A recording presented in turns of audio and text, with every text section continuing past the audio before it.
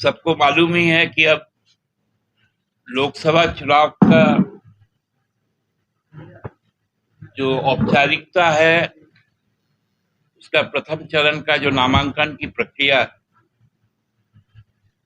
वो अब समाप्त हो गई है और देश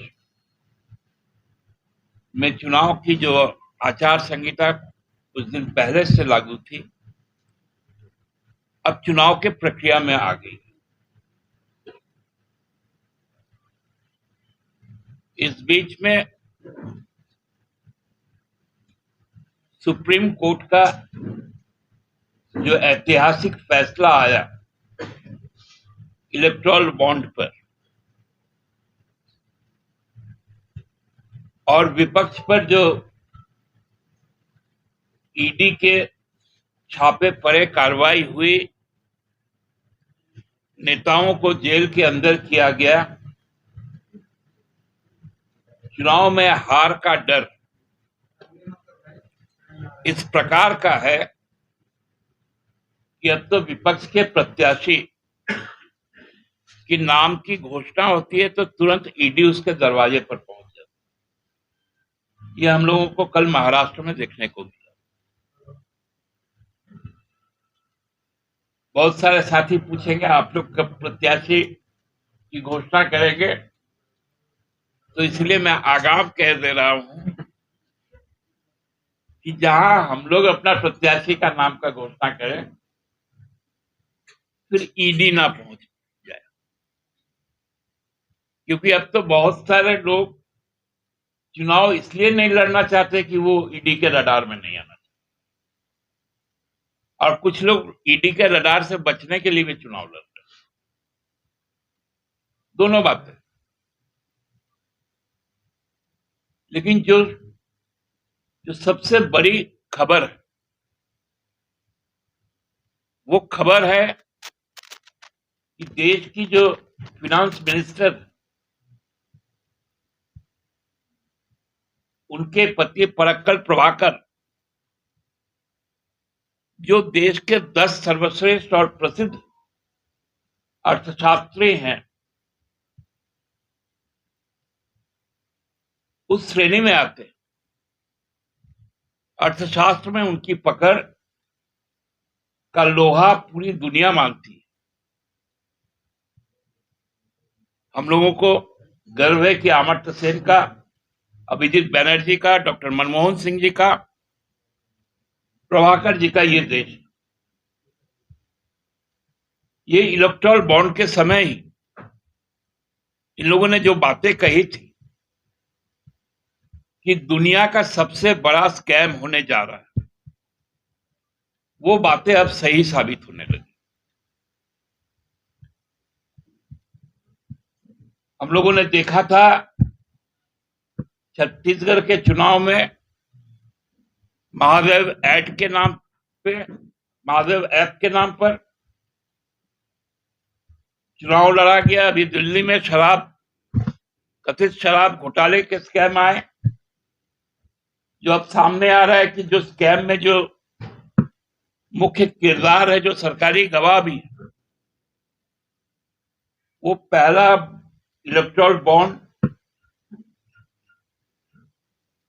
खरीद कर टीडीपी को देता है, जो भाजपा के सहयोगी है। दूसरी बार बॉन्ड खरीदकर बीआरएस को देता है। और जब शराब कांड को रचा जाता है और एक लोकतांत्रिक सरकार और पार्टी को समाप्त करने के लिए उसको हथियार के तौर पे लेती है, तब वो 55 करोड़ रुपया भाजपा को देती है।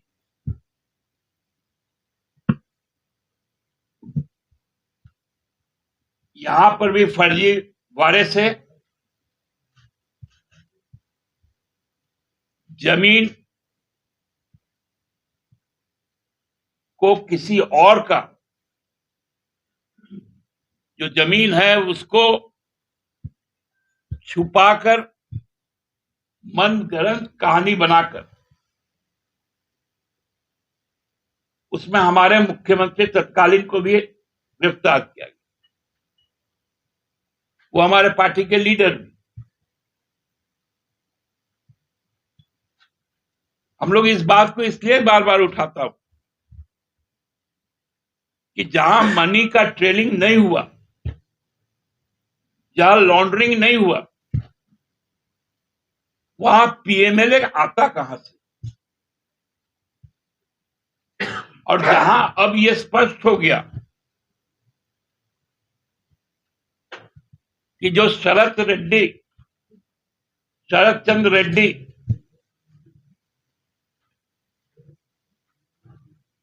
जो सीधा तौर पर 55 करोड़ रुपए भाजपा को देता है और भाजपा उस बॉन्ड को भुना भी लेती है,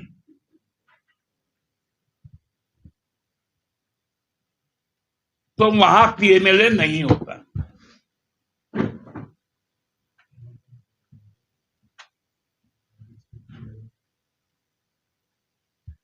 लेवल प्लेइंग ग्राउंड होना चाहिए, चुनाव आयोग बोलता है। चुनाव आयोग जांच करवाए। आज देश में जितने एविएशन के सेक्टर में जो एजेंसियां काम करती, इस देश में हेलीकॉप्टर का स्कैरसिटी हो गया।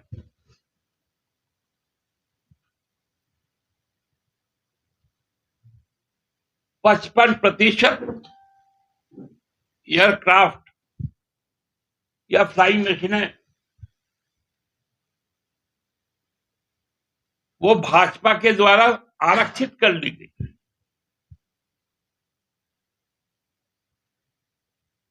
जैसे इलेक्ट्रल बॉन्ड में यही प्रतिशत से और थोड़ा ज्यादा भाजपा को अकेले मिला। अब एयरक्राफ्ट भी उसी तरह का हो गया। तो कहां से लेवल प्लेइंग ग्राउंड रहेगा? समतल भूमि कहां है?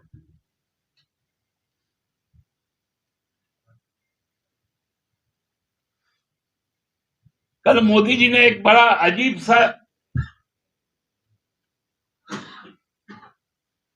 एक बयान उनका चल रहा था कि वो शायद दिल्ली से बंगाल की कोई कृष्णनगर से भाजपा की प्रत्याशी कोई है, श्रीमती राय, उनको फोन करके कहा कि बंगाल से जो 3,000 करोड़ रुपए ईडी ने जब्त किए वो बंगाल के लोगों के बीच में बांट देंगे। मोदी जी, जो स्विस बैंक में जमा रुपया आना था वो 15 लाख कहां गया?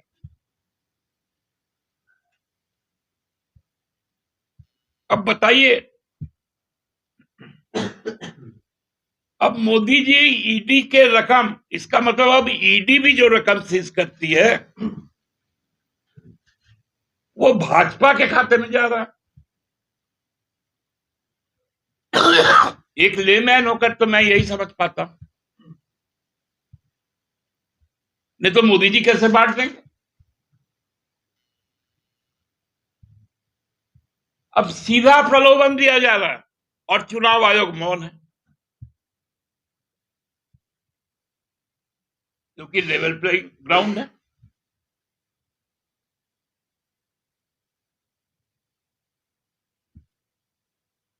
चुनाव आयोग इस पर कोई संज्ञान नहीं लेता।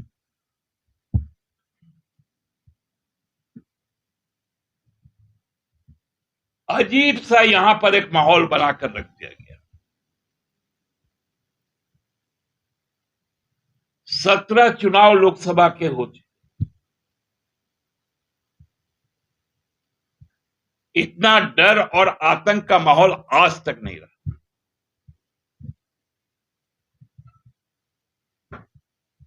लोगों में उत्साह और उल्लास होना चाहिए था,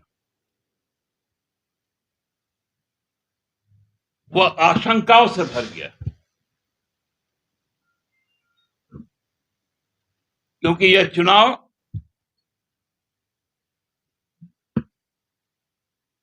लोकतंत्र में नहीं हो रहा है, लोकशाही में नहीं हो रहा है। यह चुनाव ही फांसीवाद और डिक्टेटरशिप को स्थापित करने के लिए हो रहा है।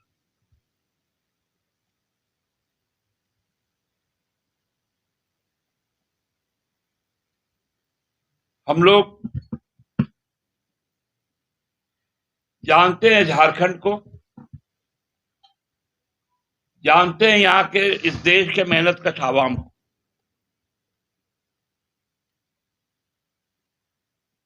भाजपा के अपने कार्यकर्ता भाजपा के लीडरशिप से आतंकित है। बाहर से बुला बुलाकर उम्मीदवार उनको देना पड़ रहा है। मुझे तो आज आपके बीच में ये बात कहने को कहा गया है भाजपा के मित्रों के द्वारा कि कम से कम 20% आरक्षण तय हो सीटों के बंटवारे में, क्योंकि उनके यहां जो 13 उम्मीदवार हैं, यदि रिजर्व कैटेगरी को छोड़ दे जो 7 है,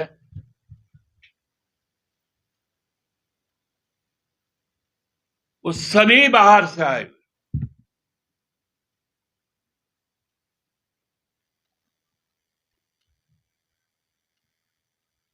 ये अपील भी उन लोगों ने कहा कि आप ही कर दीजिएगा, हमारी कोई सुनता नहीं, क्योंकि प्रदेश अध्यक्ष भी बाहरी, मुख्य सचेतक भी बाहरी,